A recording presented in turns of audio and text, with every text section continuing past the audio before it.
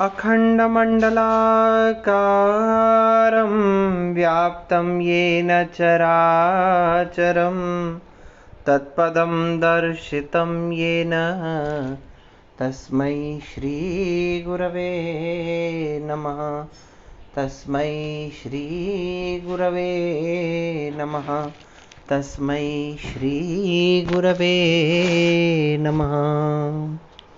प्रिय विद्यार्थियों, पिछली कक्षा में हमने मनुस्मृति में अध्ययन किया था कि इन 11 इंद्रियों को मनुष्य नियंत्रण में रख के सिद्धि को प्राप्त कर लेता है। और जब ये पूछा गया कि इंद्रियों पर नियंत्रण करने और विषयों का भोग करने में किसको श्रेष्ठ कहा गया है, तब महर्षि मनु बताते हैं कि विषयों का भोग करने की अपेक्षा इंद्रियों के द्वारा विषयों का त्याग ज़्यादा श्रेष्ठ है। अब आगे क्या बता रहे हैं? न तथैतानि शक्यन्ते संनियन्तुम् असेवया विषयेषु प्रजुष्टानि तथा यथा ज्ञानेन नित्यशः। क्या कह रहे हैं? अन्वय देखिए, विषयेषु प्रजुष्टानि एतानि असेवया संनियन्तुम् तथा न शक्यन्ते यथा नित्यशः ज्ञानेन शक्यन्ते। विषयेषु प्रजुष्टानि, विषयों में लगी हुई, एतानि इंद्रियाणि, इन इंद्रियों को, असेवया, इनके सेवन न करने से नियंतुम, उन पर नियंत्रण प्राप्त करना संभव नहीं है। कि कोई व्यक्ति यह सोचे कि मैं इंद्रियों के द्वारा विषयों का भोग नहीं करूंगा, विषयों का सेवन नहीं करूंगा, और अगर यह सोचते हुए वह विषयों का त्याग कर देता है तो वह इंद्रियों पर विजय प्राप्त कर लेता है, ये बात संभव नहीं है। क्योंकि विषयों का सेवन न करने से इंद्रियों को वश में नहीं किया जा सकता है। यथा नित्यशः ज्ञानेन शक्यन्ते, जबकि ज्ञान के द्वारा, इंद्रियों के द्वारा विषयों की अस्थिरता और अनश्वरता को देखते हुए उस ज्ञान से जो हम समर्थ हैं इंद्रियों को वश में करने से, केवल इंद्रियों को त्याग में करने से वश नहीं किया जा सकता है, अपितु इस प्रकार के विषयों के ज्ञान से कि विषय और शरीर मिथ्या है और इन इंद्रियों के द्वारा विषय भोग जो है वो नश्वर हैं, इस प्रकार के ज्ञान से हम इंद्रियों को वश में कर सकते हैं। वेदास्त्यागश्च यज्ञाश्च नियमाश्च तपांसि च न विप्र दुष्ट भावस्य सिद्धिं गच्छन्ति कर्हिचित्। इसका अन्वय देखिए, विप्र दुष्ट भावस्य वेदाः त्याग यज्ञाः नियमाः तपांसि च कर्हिचित् सिद्धिं न गच्छन्ति। अब देखिए, यहाँ एक शब्द है विप्र दुष्ट भावस्य। यहाँ विप्र से तात्पर्य ब्राह्मण नहीं है, यहाँ दुष्ट भाव से पहले 2 उपसर्ग लगाए हुए हैं। एक है वि अर्थात विशिष्ट और प्र से है प्रकृष्ट। विशिष्ट और प्रकृष्ट दुष्ट भाव वाले मनुष्य के, देखिए एक दुष्ट भाव तो है ही, लेकिन वह दुष्ट भाव कैसा है? विशिष्ट दुष्ट भाव है। और प्रकृष्ट अर्थात आधिक्य से जो दुष्ट भाव है, ऐसे दुष्ट भाव वाले जिनका दुष्ट भाव विशिष्ट है, दूसरों की अपेक्षा और अधिक नुकसान पहुंचाने वाला है, या प्रकृष्ट है जिनके दुष्ट भाव का आधिक्य अपने स्तर पर पहुंच चुका है, उच्च स्तर पर पहुंच चुका है, ऐसे दुष्ट भाव वाले मनुष्य के वेदाः, चारों वेद, त्यागः त्याग, यज्ञाः यज्ञ, नियम और तप, ये सब कभी भी कर्हिचित सिद्धिं न गच्छन्ति, ये उस मनुष्य की सिद्धि को प्रदान नहीं करते हैं। कोई व्यक्ति चाहे वह वेदों का अध्ययन कर ले, विभिन्न प्रकार के विषय भोगों का त्याग कर दे, समस्त त्याग कर देवे, यज्ञ नियमित रूप से करता रहे, नियमों का पालन करता रहे, विभिन्न प्रकार की तपस्याएं करता रहे, लेकिन अगर उसका मन दुष्ट स्वभाव वाला है और तो उस मनुष्य के ये सारे के सारे विषय कभी भी उसको सिद्धि प्रदान नहीं करते हैं। कहने का तात्पर्य मन की पवित्रता यज्ञ, वेदाध्ययन, ध्यान, ज्ञान, तप, स्वाध्याय, त्याग, इन सब से अधिक सिद्धि देने वाली है। श्रुत्वा स्पृष्ट्वा च दृष्ट्वा च भुक्त्वा घ्रात्वा च यो नरः न हृष्यति न ग्लायति वा स विज्ञेयो जितेन्द्रियः। अन्वय देखिए इसका। यह नरः श्रुत्वा स्पृष्ट्वा दृष्ट्वा च भुक्त्वा घ्रात्वा च न हृष्यति न ग्लायति वा सह जितेन्द्रियः विज्ञेयः। क्या कह रहे हैं? यह नरः, जो मनुष्य, श्रुत्वा सुनकर, स्पृष्ट्वा स्पर्श करके, दृष्ट्वा देख करके, भुक्त्वा भोग करके, खा करके, और घ्रात्वाच और सूंघ करके, अर्थात सभी इंद्रियों के द्वारा उनके विषयों का भोग करके। देखिए सबसे पहले आ गया श्रुत्वा, अर्थात कान। कान का विषय है सुनना। जिसने अपनी कर्णेंद्रिय के द्वारा उसके विषय को ग्रहण कर लिया। फिर आ रहा है स्पृष्ट्वा, अर्थात स्पर्श करना। त्वक इंद्रिय, त्वचा के द्वारा विषयों का स्पर्श कर लिया। दृष्ट्वा, नेत्र के द्वारा विभिन्न प्रकार के विषयों को देख लिया। और भुक्त्वा, जिह्वा के द्वारा बड़े सुंदर सुंदर भोज्य पदार्थों का भोग कर लिया। और घ्रात्वा, जिसने अपने घ्राणेंद्रिय के द्वारा बड़े ही सुगंधित पदार्थों का गंध प्राप्त कर लिया, उनको सूंघ लिया। कहने का तात्पर्य पांचों ज्ञानेंद्रियों के द्वारा उनके निर्धारित विषयों का भोग करके भी जो मनुष्य न हृष्यति न ग्लायति, जो न तो प्रसन्न होता है न ही उदास होता है, सह जितेन्द्रियः विज्ञेयः, उसे ही जितेन्द्रियः जानना चाहिए।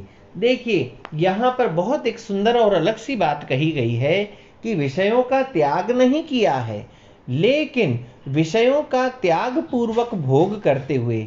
क्योंकि अगर हम विषयों का पूर्णतः त्याग कर देंगे तो हमारा शरीर ही नहीं बचेगा।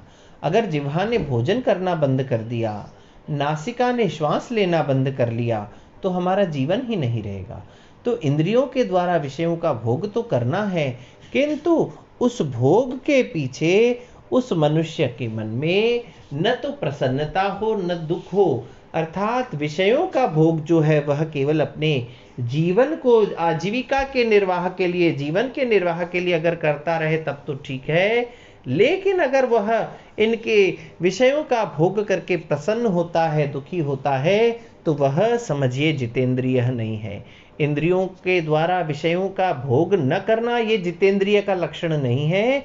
जितेंद्रिय का लक्षण यह है कि वह अपनी इंद्रियों के द्वारा समस्त विषयों का निर्वाह के लिए, जीवन के निर्वाह के लिए भोग करते हुए न उसमें अधिक प्रसन्न होवे न उनसे अधिक दुखी हुए। बहुत स्वादिष्ट भोजन प्राप्त करके वह प्रसन्न न हो और अपने मन से प्रसन्न भोजन प्राप्त न करने पर वह दुखी न हो। केवल भोज्य भाव से कि जीवन यापन के लिए भोजन करना है, ऐसा मानते हुए जो भोजन करता है, जो विभिन्न प्रकार की इंद्रियों के विषयों का भोग करता है, वही जितेंद्रिय कहलाता है। फिर क्या कह रहे हैं? इंद्रियाणाम तु सर्वेषां यदि एकम शरति इंद्रियम तेनास्य शरति प्रज्ञा धृते पात्रादिबोधकम। अन्वय देखिए इसका। सर्वेषां तु इंद्रियाणाम यदि एकम इंद्रियम क्षरति तेन अस्य धृते पात्रात् उदकम इव प्रज्ञा क्षरति। सर्वेषां तु इंद्रियाणाम, सारी इंद्रियों में से यदि एकम इंद्रियम क्षरति, यदि एक भी इंद्रिय अपने हाथ से छूट जाती है, उसका क्षरण हो जाता है। कहने का तात्पर्य 11 की 11 इंद्रियों को अगर आपने वश में कर लिया है और अगर उसमें एक भी इंद्रिय क्षरित हो जाती है, आपके हाथ से छूट जाती है, आपकी पकड़ से, आपके नियंत्रण से मुक्त हो जाती है, यानी 10 इंद्रियों के ऊपर आपका पूर्ण नियंत्रण है और अगर एक भी इंद्रिय के ऊपर आपका पूर्ण नियंत्रण नहीं है तो वह इंद्रिय जो है उस मनुष्य की प्रज्ञा का उसी प्रकार से नाश कर देती है। अस्य धृते पात्रात उदकम इव, जिस प्रकार से चमड़े से बने हुए पात्र से, जिसको मशक कहा जाता है, उस मशक में पूरा मशक वो चमड़े का बना हुआ है, बहुत सुंदर, बहुत मजबूत मशक जिसके अंदर जल रखा हुआ है, लेकिन अगर उसके अंदर एक भी छिद्र हो जाए तो वह उसमें से उस जल को बाहर निकाल देता है, उस पात्र से, उस मशक से जल का क्षरण हो जाता है। प्राचीन काल में, पहले के जमाने की बात है कि कई लोग मशक अर्थात एक चमड़े का वस्त्र बना हुआ होता था, और आजकल तो बड़ी सुंदर सुंदर व्यवस्थाएं हो चुकी हैं विज्ञान की प्रगति के कारण, प्लास्टिक के और विभिन्न प्रकार के मेटल्स के बर्तन और पात्रों में हम लोग जल को रख लेते हैं, संचित कर लेते हैं, इधर उधर से ले भी जाते हैं। पहले के जमाने में चमड़े से बनाया हुआ एक पात्र हुआ करता था, थैलानुमा, जिसे मशक कहा जाता था। उसमें जल भर करके पेड़ पौधों को देने के या इधर उधर सफाई इत्यादि के कार्यों में लोग प्रयुक्त किया करते थे। तो उस मशक में अगर एक भी छेद हो जाए तो क्या हो जाता था, उस मशक में विद्यमान जो जल था, जो संरक्षित सुरक्षित करके जल रखा गया था, वह धीरे धीरे धीरे धीरे करके बह जाता था। तो उसी प्रकार से अगर सभी इंद्रियों को वश में रख लिया है, लेकिन अगर उन इंद्रियों में से एक भी इंद्रिय अपने विषय में लगी हुई है, तो उस मनुष्य की प्रज्ञा उसी प्रकार से उससे नष्ट हो जाती है जिस प्रकार से मशक में विद्यमान जल नष्ट हो जाता है। आगे देखिए, वशे कृत्वेन्द्रिय ग्रामम संयम्य मनसस्तथा सर्वान् संसाधयेत अर्थान अक्षिण्वन् योगतः तनुम। अन्वय देखिए एक बार इसका, क्या कह रहे हैं, इंद्रिय ग्रामम वशे कृत्वा तथा मनः संयम्य यः च योगतः तनुम अक्षिण्वन् सर्वान् अर्थान संसाधयेत। बड़ी सुंदर बात कही गई है। इंद्रिय ग्रामम वशे कृत्वा, अपने इंद्रियों के ग्राम अर्थात समूह को वश में करके, 5 ज्ञानेंद्रियां और 5 कर्मेंद्रियां और 1 उभय इंद्रिय मन। 5 ज्ञानेंद्रियों के विषय में हम पढ़ चुके हैं, आंख, नाक, कान, मुंह, जिह्वा इत्यादि और त्वचा, और 5 कर्मेंद्रियां वाक, पाणी, पाद, पायु और उपस्थ, और उभयेंद्रिय है वो मन।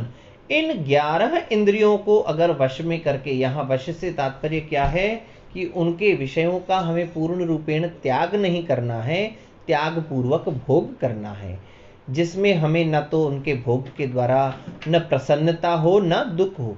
तो ऐसे इस प्रकार से इंद्रियों के इस समूह को वश में करके तथा मनः संयम्य, सबसे महत्वपूर्ण काम है मन को नियंत्रित करते हुए, क्योंकि मन अगर नियंत्रित नहीं है तो इन 10 इंद्रियों पर नियंत्रण बेकार है। तो मन को नियंत्रित करके योगतः, योग के द्वारा, तनुम अक्षिण्वन्, तनु को, शरीर को नष्ट न करते हुए, उसका शरण न करते हुए, उसको कष्ट न पहुंचाते हुए, सर्वान अर्थान संसाधयेत, मनुष्य को सभी अर्थों को साधित कर लेना चाहिए, सभी प्रकार के जितने भी पुरुषार्थ हैं उनका साधन कर लेना चाहिए, उनकी सिद्धि कर लेनी चाहिए। कितनी सुंदर बात कही गई है कि तनुम अक्षिण्वन्, आप कोई भी कार्य कर लें, इंद्रियों को वश में कर लें, मन को संयमित कर लें और योग इत्यादि भी कर लें, लेकिन इन सबको करते हुए आपके शरीर का नाश, शरीर को कष्ट प्राप्त नहीं होना चाहिए। क्यों नहीं होना चाहिए? क्योंकि शास्त्रों में कहा भी गया है, शरीरम माध्यम खलु धर्म साधनम, शरीर धर्म का आदि साधन है। अगर शरीर संभला हुआ है तो आप विभिन्न प्रकार के जितने भी कर्म करना चाहें, पूजा पाठ, जप तप, होम इत्यादि, यज्ञ इत्यादि, तपस्या, वो सब कर सकते हैं। लेकिन अगर शरीर नष्ट हो गया, शरीर साथ न दे पाए, तो इन सब कार्यों में आप कुछ भी नहीं कर सकते हैं। इसीलिए कहा गया कि इंद्रियों के इस समूह को वश में करके और मन को नियंत्रित करके और योग के करते हुए, लेकिन इन सब के द्वारा भी शरीर की रक्षा करते हुए मनुष्य को पुरुषार्थ चतुष्टय की सिद्धि करनी चाहिए। अर्थात पुरुषार्थ चतुष्टय के विषय में कार्य करते रहना चाहिए और इन सब को करते हुए, शरीर की रक्षा करते हुए पुरुषार्थ चतुष्टय को प्राप्त कर लेना चाहिए। अब इसके पश्चात महर्षि मनु आगे और क्या कहते हैं, उन्होंने और क्या नियम बताए हैं, इसके विषय में हम चर्चा करेंगे कल। तब तक के लिए ओम शम।